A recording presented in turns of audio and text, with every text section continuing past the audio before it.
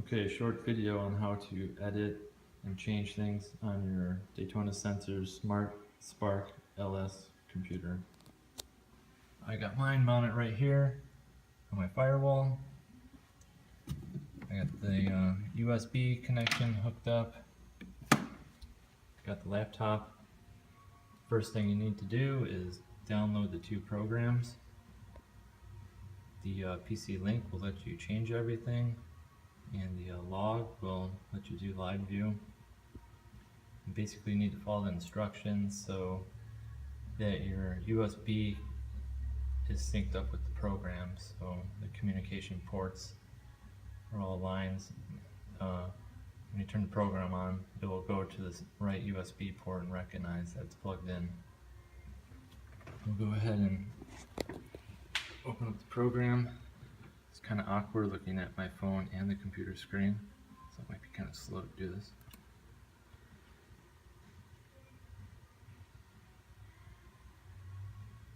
Okay, so let's open. I'm going to go ahead and go to communications. We're going to download it from the Smartspark. Okay.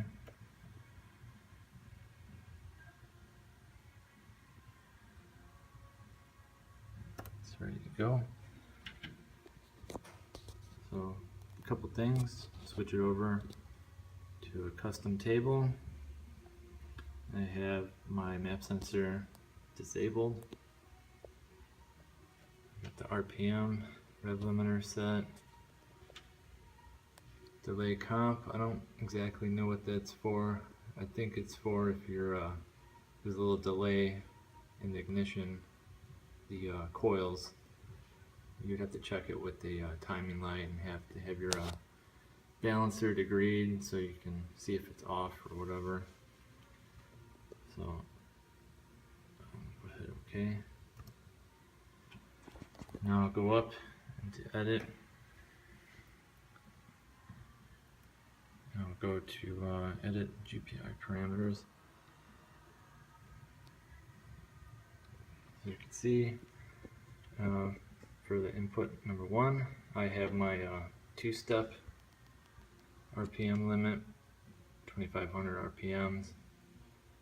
I have that hooked up to the little 12-volt wire off the computer. It gets triggered from the 12 volts when I hit my horn button. And you don't need to put a diode when you're just in that wire, when you're just hooking up to a simple switch like that.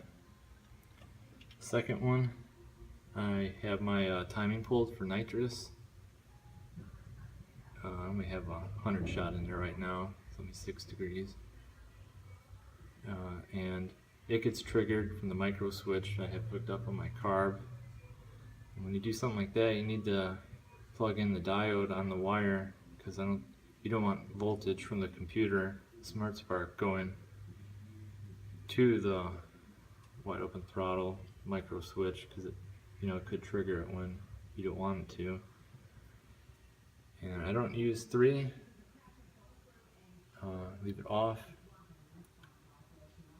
I think the analog retard is if you buy Daytona Sensors manual, like little knob thing that they have that you could turn up and down timing.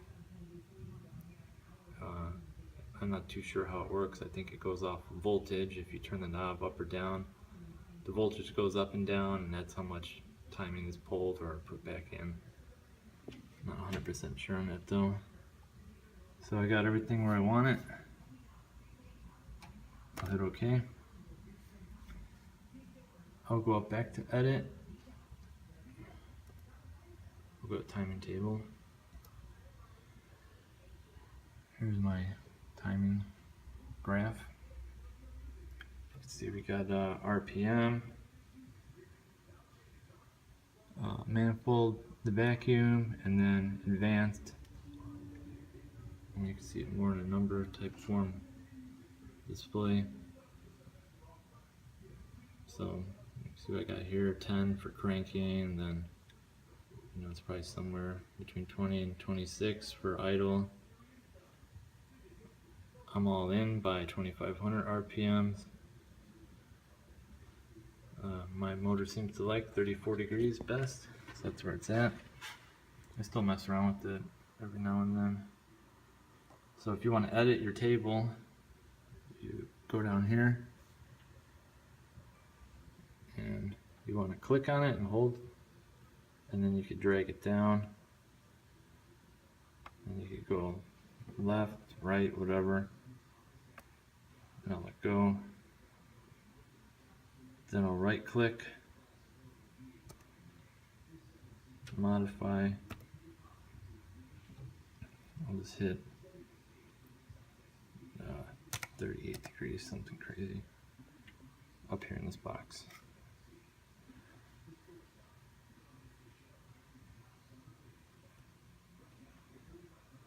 Now you can see how it's changed down here, and once it up there,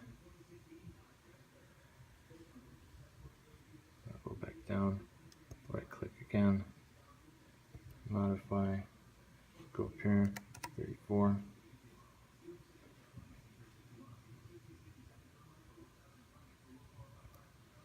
Okay. I make sure to put all the same numbers on here, the whole column, just because I don't have the map sensor working. I don't know if you need to do all of them or whatnot, but just what I do. So when you're done, you want to go up here to edit. You're going to save the table edits to buffer. Now if you're done with everything, with the timing, you could keep going. You can edit your individual cylinder timing,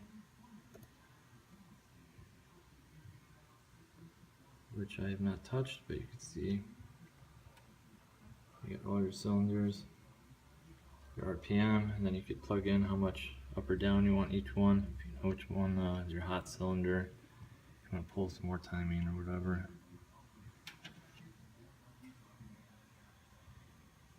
Do the same thing. I don't know if I need to do this because I didn't change anything. So now that you're done editing,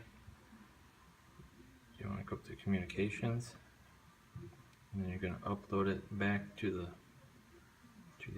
Smartspark box. Make you do this.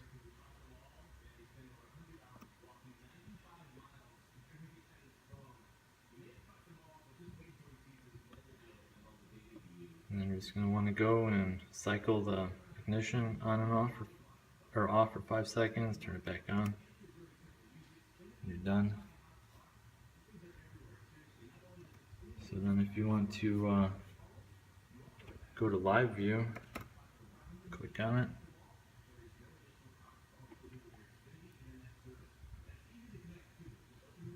Go to view. This is what you would see. It comes in handy too if you want to make sure like your wide open throttle micro switch for your nitrous is working right. You could turn it on, go in the car with your laptop, and like I would see the GPI 2, a little red dot would come on. That way I can confirm that it's clicking it when I pull, or you know, with my 2-step I could hit the horn button and just make sure everything's going. And that's about it for this. And that's about it for everything else. With that, it's just pretty basic, how to change your timing and all your RPM limits and things like that. So I hope that helps everybody, or if anybody needed any help or was unclear on how to do this. I think the hardest part was just syncing up the USB cable, but that wasn't too hard. I mean, I was able to do it, and I'm really an Apple user. I did get the Mac or the Windows laptop just for car stuff, and just follow instructions. It was pretty easy. just follow it step by step. So, okay, hope that helps.